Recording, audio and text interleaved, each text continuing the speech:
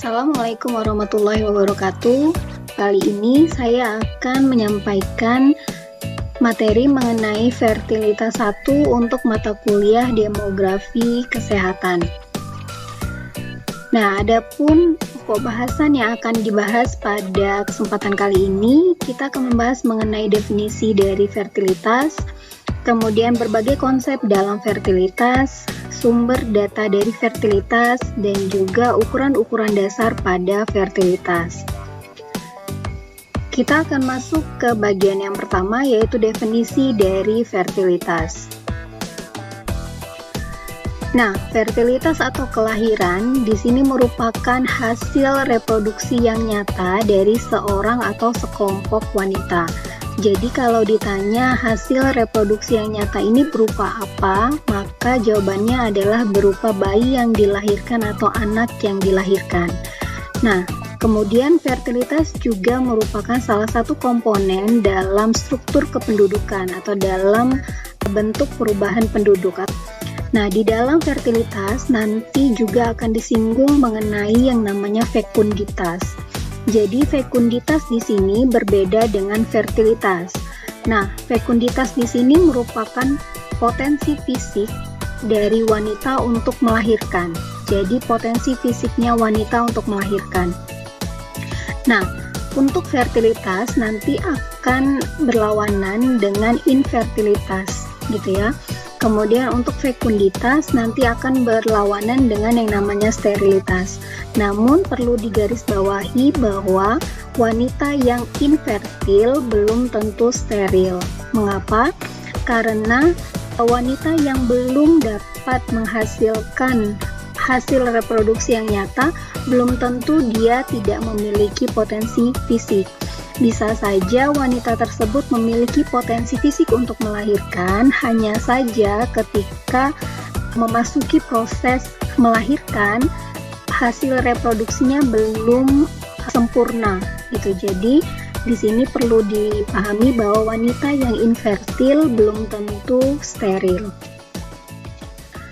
Nah, kemudian kita akan masuk ke dalam bagian yang kedua, yaitu kita akan mempelajari berbagai konsep dalam fertilitas.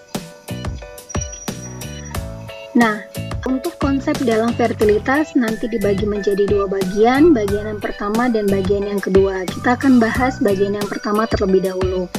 Jadi di dalam fertilitas nanti akan dikenal yang namanya lahir hidup atau live birth, di mana lahir hidup di sini merupakan suatu kondisi atau keadaan dari lahirnya bayi yang tanpa memperhitungkan lamanya di dalam kandungan. Jadi tidak memperhitungkan lamanya bayi di dalam kandungan, dan ketika bayi tersebut dilahirkan, dia menunjukkan tanda-tanda kehidupan. Tanda-tanda kehidupan seperti misalkan bernafas, kemudian menangis, ada denyut jantung, denyut tali pusar, gerakan-gerakan otot, dan lain sebagainya. Kemudian konsep yang kedua adalah lahir mati atau yang dikenal dengan stillbirth. Di sini suatu kondisi atau suatu keadaan dari lahirnya seorang bayi dari kandungan seorang ibu dengan usia kehamilan minimal 28 minggu. Nah, ketika dilahirkan, si bayi ini tidak menunjukkan tanda-tanda kehidupan. Ini termasuk ke dalam kondisi yang lahir mati. Kemudian kondisi selanjutnya adalah abortus, di mana kematian bayi dalam kandungan dengan umur kehamilan kurang dari 28 minggu. Gitu. Jadi kalau misalkan bayinya usianya 24 minggu atau 6 bulan gitu, ketika dilahirkan sudah dalam keadaan mati, maka dia disebut sebagai abortus. Kemudian misalkan seorang ibu usia kehamilannya adalah misalkan 32 minggu gitu ya, tetapi ketika anaknya dilahirkan tidak menunjukkan tanda-tanda kehidupan, maka anak tersebut masuk ke dalam kategori lahir mati atau stillbirth karena tadi usianya adalah minimal 28 minggu. Kemudian misalkan usia kehamilan ibu ini adalah 24 minggu atau 6 bulan, namun ketika dilahirkan anaknya menunjukkan tanda-tanda kehidupan, maka dia disebut sebagai lahir hidup. Nah, untuk abortus ini sendiri akan dibagi menjadi dua, yaitu abortus yang tidak disengaja atau spontaneous abortion dan abortus yang disengaja atau induced abortion. Nah, kalau abortus yang tidak disengaja ini itu yang dikenal dengan nama keguguran, gitu ya. Jadi usia bayinya ini adalah kurang dari 28 minggu, gitu ya. Nah, kemudian ketika bayinya keluar sudah dalam keadaan meninggal, maka dia masuk ke dalam abortus yang tidak disengaja atau dikenal dengan keguguran. Nah, kalau abortus yang disengaja atau induced abortion ini dibagi menjadi alasan medis dan bukan alasan medis. Nah, misalkan usia kehamilan ibunya adalah 24 minggu gitu, namun bayi yang di dalam kandungan sudah meninggal dan membahayakan untuk ibunya, maka harus dilakukan aborsi gitu ya, abortus gitu yang disengaja dengan alasan medis tadi.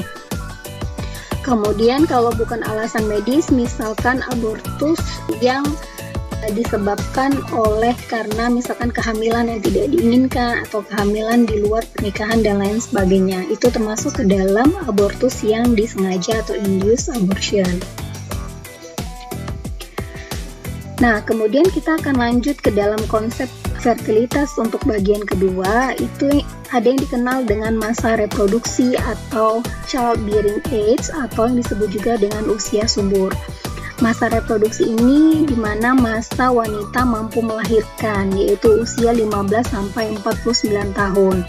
Usia 15 tahun di sini merupakan usia menarche gitu ya, menstruasi pertama kali, walaupun usia menarche ini nanti berbeda-beda gitu ya, ada yang 12 tahun, 13 tahun dan lain sebagainya, namun umum digunakan yaitu 15 tahun sebagai batas bawah dari usia reproduksi. Kemudian usia 49 tahun ini merupakan usia yang sudah akan memasuki tahapan dari menopause gitu ya. Jadi makanya masa reproduksi ini berkisar antara 15 sampai 49 tahun. Kemudian nanti akan ada dikenal dengan wanita usia subur atau WUS gitu. Nah, ini merupakan wanita dengan rentang usia 15 sampai 49 tahun. Jadi kalau kalian usianya 20 tahun, maka masuk ke dalam wanita usia subur. Kemudian pasangan usia subur atau PUS di sini merupakan pasangan suami istri dengan istri yang berusia 15 sampai 49 tahun gitu. Jadi di sini misalkan suaminya berusia 30 tahun, istrinya berusia 25 tahun gitu ya, maka pasangan suami istri di sini dinyatakan sebagai pasangan usia subur. Nah, kita akan masuk ke bagian yang ketiga, yaitu mengenai sumber data fertilitas. Nanti sumber data fertilitas ini bisa didapat dari berbagai sumber. Yang pertama adalah registrasi vital kependudukan. Nah, di sini bisa didapatkan dari statistik kelahiran seperti misalkan akta kelahiran atau akte kelahiran. Nah, nanti di sini terdapat beberapa kelemahan gitu ya untuk registrasi vital ini. Yang pertama, ketepatan definisi yang dipakai mengenai lahir hidup tadi.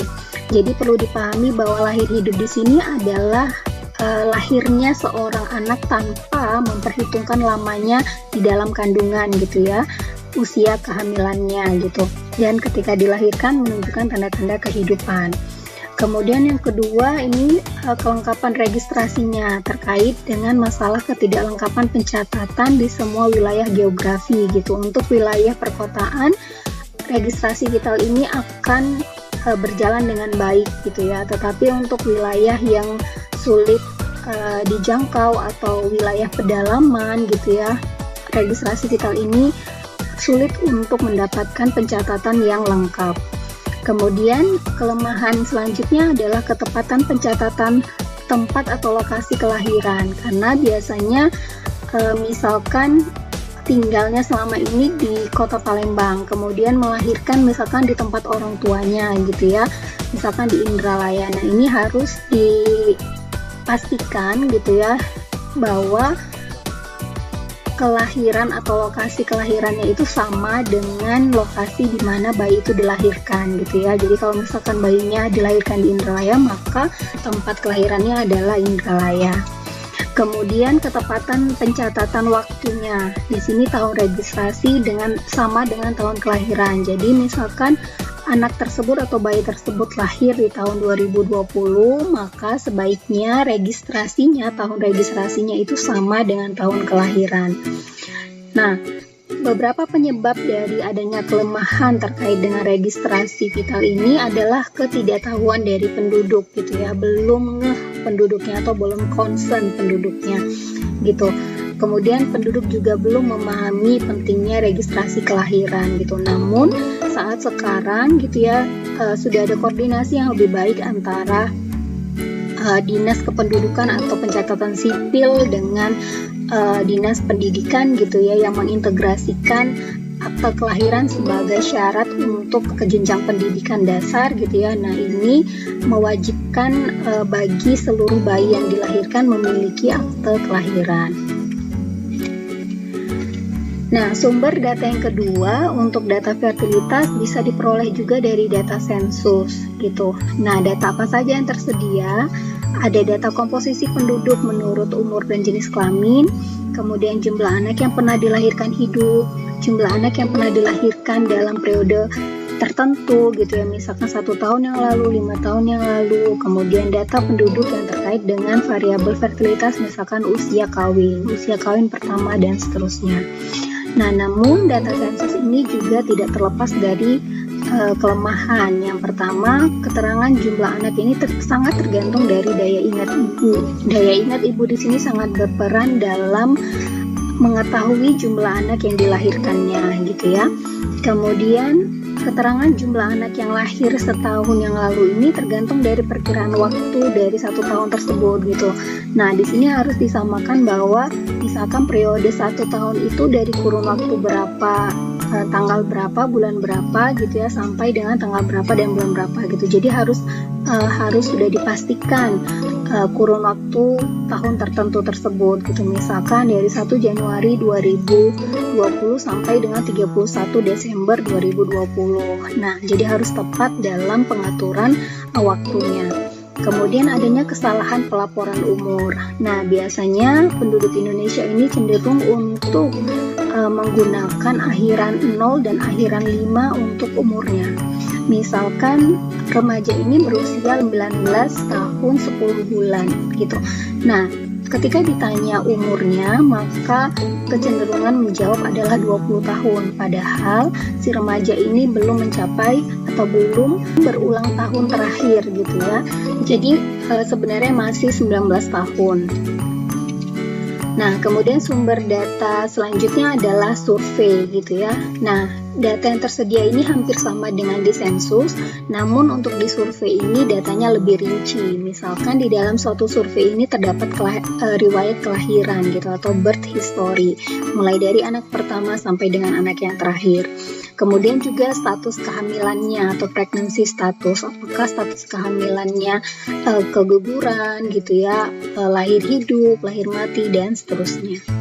Kemudian namun terdapat kelemahan dan kelemahan di survei ini hampir sama dengan kelemahan di sensus gitu ya. Jadi karena survei ini cakupannya lebih sedikit dibandingkan dengan sensus, maka kelemahan di survei itu hampir sama dengan kelemahan di sensus.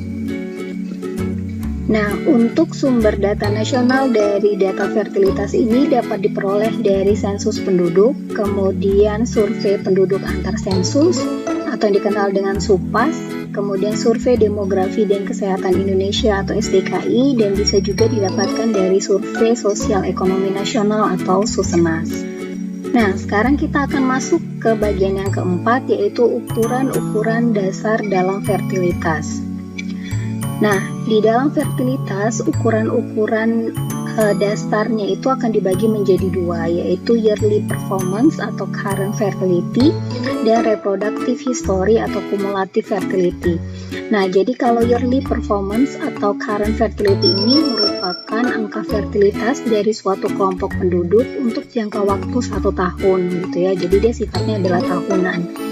Namun kalau untuk reproductive history atau cumulative fertility ini merupakan ukuran yang menunjukkan kumulatif fertilitas selama masa reproduksi seorang wanita. Jadi dia sifatnya lebih menyeluruh atau lebih komplit gitu ya dibandingkan dengan yang current fertility. Nah, untuk di materi kali ini, ukuran-ukuran fertilitas yang akan dibahas adalah ukuran-ukuran yang yearly performance gitu atau current fertility. Ukuran yang pertama adalah angka kelahiran kasar atau crude birth rate atau yang disingkat dengan CBR gitu ya. Jadi di sini merupakan banyaknya kelahiran dalam 1 tahun setiap 1000 penduduk pada pertengahan tahun. Jadi rumusnya adalah CBR di sini atau CBR di sini adalah banyaknya jumlah kelahiran atau birth dibagikan dengan banyaknya jumlah penduduk dikalikan dengan konstanta yang biasanya nilainya adalah 1000. Nah, jadi kebaikan dari angka kelahiran kasar ini adalah perhitungannya sangat sederhana dan datanya pasti tersedia karena dia hanya membandingkan jumlah kelahiran dengan jumlah penduduknya. Nah, kelemahannya dia tidak memisahkan gitu ya penduduk laki-laki dan perempuan yang masih kanak-kanak dan yang berumur 50 tahun ke atas gitu. Nah, jadi dia menggunakan seluruh gitu ya, seluruh angka kelahiran dan seluruh jumlah penduduk gitu. Nah, kemudian angka yang kedua adalah angka kelahiran umum atau General Fertility Rate atau GFR. Di sini merupakan banyaknya kelahiran setiap 1000 wanita usia 15 sampai 44 tahun atau 15 sampai 49 tahun. Nah, di sini angka kelahiran umum ini sudah lebih khusus gitu ya dibandingkan dengan angka kelahiran kasar karena di angka kelahiran umum ini sudah mempertimbangkan kelahiran dari wanita usia subur 15 sampai 44 tahun atau 15 sampai 49 tahun. Rumusnya seperti ini. Nah, untuk di angka kelahiran umum atau General Fertility Rate ini ada kelebihan dan kekurangannya. Kelebihannya ini dia telah memasukkan gitu ya wanita yang berusia 15 sampai 44 tahun atau 15 sampai 49 tahun tadi gitu ya sebagai penduduk yang exposed to risk gitu ya. Jadi dia wanita usia subur gitu yang memiliki kemungkinan yang tinggi untuk melahirkan. Nah, kekurangannya dia di sini belum membedakan risiko kelahiran dari berbagai kelompok umur gitu ya. Karena di dalam kelompok umur 15 sampai 49 tahun ini terdapat berbagai tingkatan dari risiko wanita untuk melahirkan. Nah, kemudian kita lanjut ke angka kelahiran per kelompok umur atau yang dikenal dengan Age Specific Fertility Rate atau ASFR. Nah, di sini menunjukkan banyaknya kelahiran tiap 1000 wanita pada kelompok umur tertentu gitu. Jadi rumusnya adalah ASFR untuk kelompok umur tertentu yaitu banyaknya kelahiran pada kelompok umur tertentu selama 1 tahun dibagi dengan jumlah wanita pada kelompok umur tersebut gitu ya dikali dengan konstantanya biasanya 1000. Nah, untuk angka kelahiran per kelompok umur ini memiliki kebaikan atau kelebihan dan kelemahan atau kekurangannya. Untuk kebaikan atau kelebihannya adalah telah memperhitungkan perbedaan risiko menurut kelompok umur. Karena kalau untuk usia kehamilan atau melahirkan gitu ya, untuk wanita yang berusia kurang dari 20 tahun atau 15 sampai 19 tahun ini memiliki risiko yang tinggi untuk melahirkan gitu dibandingkan dengan kelompok rentang usia 20 sampai 35 tahun gitu ya. Nah, jadi di dalam ASFR ini dia telah memperhitungkan perbedaan risiko antar kelompok umurnya tadi. Kemudian ASFR ini juga bisa digunakan sebagai dasar perhitungan untuk menghitung ukuran fertilitas lainnya, yaitu total fertility rate, kemudian gross reproductive rate dan juga net reproductive rate gitu ya atau NRR. Nah, namun specific fertility rate ini juga memiliki kelemahan yaitu karena tadi datanya lebih rinci gitu ya di setiap kelompok umur ini terdapat jumlah kelahirannya gitu ya dan ini datanya sangat sulit didapatkan gitu. Jadi sangat sulit untuk menghitung specific fertility rate ketika data yang diperoleh tidak rinci gitu. Nah, kalau diperhatikan dari kurva pola fertilitas di suatu daerah gitu ya, maka kita bisa nyatakan bahwa pola fertilitas itu bentuknya seperti huruf U terbalik, di mana pada kelompok usia muda maka fertilitas ini akan semakin meningkat. Namun pada usia 35 tahun ke atas gitu ya, maka terjadi penurunan dari kelahiran atau fertilitasnya. Kemudian angka yang selanjutnya adalah angka kelahiran total atau total fertility rate atau TFR. Di sini jumlah anak rata-rata yang dilahirkan oleh seorang perempuan pada akhir masa reproduksinya.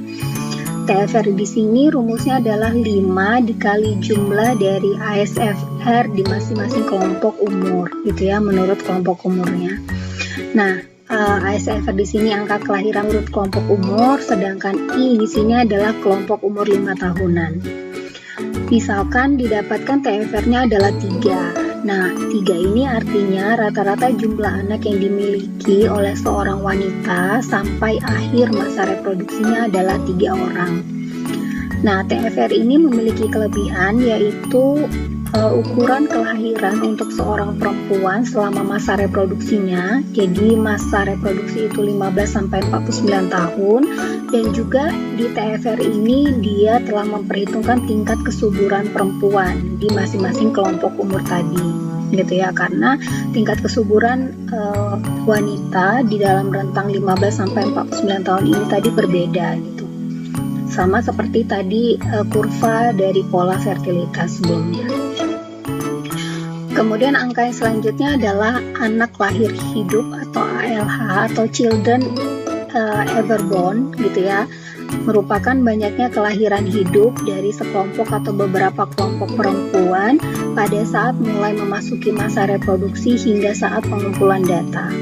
Nah, anak lahir hidup atau children ever born ini tadi disebut juga sebagai ukuran paritas.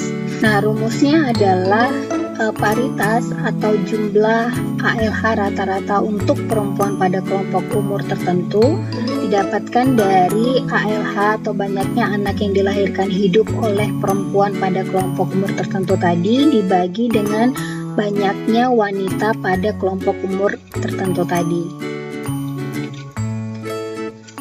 Nah, contohnya adalah misalkan dilaporkan sebanyak 671.519 anak lahir hidup yang pernah dilahirkan oleh perempuan kelompok umur 45-49 tahun. Nah, di data yang sama didapatkan jumlah perempuan pernah kawin pada kelompok umur 45-49 tahun ini tadi sebanyak 182.799 orang. Jika ditanya paritas atau jumlah anak lahir hidup rata-rata untuk perempuan kelompok umur 45-49 tahun ini, rumusnya adalah jumlah anak yang lahir hidup tadi pada kelompok umurnya 671.519 dibagi dengan jumlah wanita pada kelompok umur 45-49 tahun, yaitu 182.799. Maka didapatkan hasilnya adalah 3,67. Nah, 3,67 ini artinya adalah paritas atau jumlah anak lahir hidup rata-rata pada perempuan kelompok umur 45-49 tahun ini sebanyak 3-4 orang anak gitu, atau 3,67 anak. Nah, untuk ukuran anak lahir hidup ini memiliki kelebihan dan kelemahan. Kelebihan yang pertama adalah mudah dalam memperoleh datanya. Jadi data ini tersedia baik di sensus ataupun di survei. Kemudian tidak ada referensi waktunya karena jumlah anak yang dilahirkan hidup ini dari sejak perempuan tersebut pertama kali menikah gitu ya. Jadi tinggal dijumlahkan. Kemudian kelemahannya adalah sering tidak akurat apabila terdapat kesalahan dalam pelaporan umur ibu tadi gitu ya, terutama di negara berkembang. Jadi ada preferensi menggunakan angka yang berakhiran 0 ataupun 5 untuk menyatakan umurnya. Kemudian kelemahan yang kedua karena sifat datanya tadi retrospektif gitu ya, jadi menjumlahkan anak yang lahir hidup gitu ya dari seorang ibu gitu. Nah, jadi ini sangat dipengaruhi oleh adanya memory lapse gitu atau faktor kelupaan gitu. Nah, terutama jika ini ditanyakan pada perempuan untuk kelompok umur yang lebih tua. Kemudian ukuran yang terakhir adalah rasio anak wanita atau child woman ratio gitu ya. Jadi perbandingan antara jumlah anak di bawah 5 tahun dengan jumlah penduduk perempuan usia reproduksi. Jadi jumlah anak usia di bawah 5 tahun ini sebagai pembilang gitu ya, merupakan jumlah kelahiran selama 5 tahun sebelum pencacahan. Nah, rumusnya adalah CWR atau rasio anak wanita ini adalah jumlah penduduk usia 0 sampai 4 tahun dibagikan dengan jumlah perempuan usia 15 sampai 44 tahun atau perempuan usia 15 sampai 49 tahun dikalikan dengan konstanta. Biasanya nilainya adalah 1000. Nah, contohnya adalah dilaporkan sebanyak 787.997 anak kelompok umur 0 sampai 4 tahun di DKI Jakarta tahun 1995. Pada saat yang sama diketahui sebanyak 2.857.404 perempuan usia 15 sampai 49 tahun. Maka ketika ditanyakan rasio anak wanita, dapatnya adalah 275,8 yang dibulatkan menjadi 276. Artinya bahwa terdapat sebanyak 276 anak setiap 1000 perempuan usia 15 sampai 49 tahun di DKI Jakarta pada tahun 1995. Nah, rasio anak wanita ini memiliki kelebihan dan kelemahan gitu ya, sama dengan ukuran fertilitas lainnya. Kelebihan yang pertama adalah ukurannya ini sangat sederhana gitu ya, dan juga datanya mudah diperoleh baik dari sensus ataupun dari survei. Dimana biasanya di sensus atau di survei itu ditanyakan berapa jumlah anak ibu yang dilahirkan hidup, termasuk sekarang dan yang sudah meninggal gitu. Jadi dia nih datanya sangat sederhana dan sangat mudah diperoleh. Kemudian kelebihan selanjutnya adalah dia berguna untuk indikasi fertilitas di daerah dengan luas wilayah yang kecil, yang mana tidak memungkinkan dibuat angka fertilitasnya gitu ya menurut umur, dan juga angka fertilitas total yang memerlukan sampel yang cukup besar. Jadi untuk wilayah yang kecil, rasio anak wanita ini itu sangat berguna untuk sebagai indikasi angka fertilitasnya. Nah, kemudian kelemahannya yaitu kualitas dari rasio anak wanita ini sangat dipengaruhi oleh kualitas pelaporan, baik pelaporan dalam jumlah anak ataupun pelaporan umur anak gitu ya, dan juga umur ibu gitu. Nah, jadi nilai dari rasio anak wanita ini sangat dipengaruhi oleh kualitas pelaporan jumlah anaknya dan juga pelaporan umur anak dan juga umur ibunya. Kemudian ukuran ini tidak dapat menangkap kasus kematian anak maupun kematian ibu gitu ya, khususnya anak berusia di bawah 1 tahun, sehingga ada kemungkinan rasio anak wanita ini diperkirakan terlalu rendah dibandingkan dengan kenyataan yang sebenarnya gitu. Karena tadi di sini dia menggunakan anak yang kelompok umur 0 sampai dengan 4 tahun gitu ya. Nah, jadi untuk anak yang berusia di bawah 1 tahun, nah kemungkinan nanti datanya akan menjadi terlalu rendah perkiraannya gitu, jadi underestimate. Kemudian kelemahan selanjutnya adalah tidak memperhitungkan tingkat kesuburan perempuan menurut umur gitu, karena dia hanya membandingkan jumlah anak usia 0 sampai 4 tahun dengan jumlah wanita usia 15 sampai 44 tahun atau usia 15 sampai 49 tahun gitu. Nah, berbeda dengan ASFR. Kalau ASFR kan kita bisa mengetahui jumlah anak di masing-masing kelompok umurnya gitu ya. Jadi tidak hanya untuk kelompok umur 0 sampai 4 tahun saja. Nah, setelah mendapatkan penjelasan tentang fertilitas, maka mahasiswa diminta untuk melakukan latihan perhitungan gitu ya.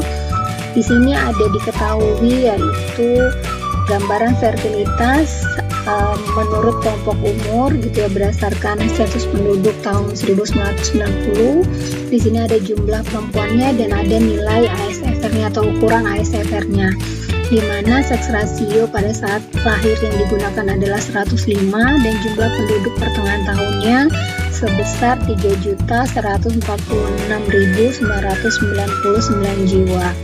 Nah, dari data ini mahasiswa diminta untuk menghitung angka CBR dan GFR, kemudian diinterpretasikan, kemudian ASFR untuk wanita usia 45-49 tahun, dan TFR untuk di Bali tahun 1990 beserta dengan interpretasinya.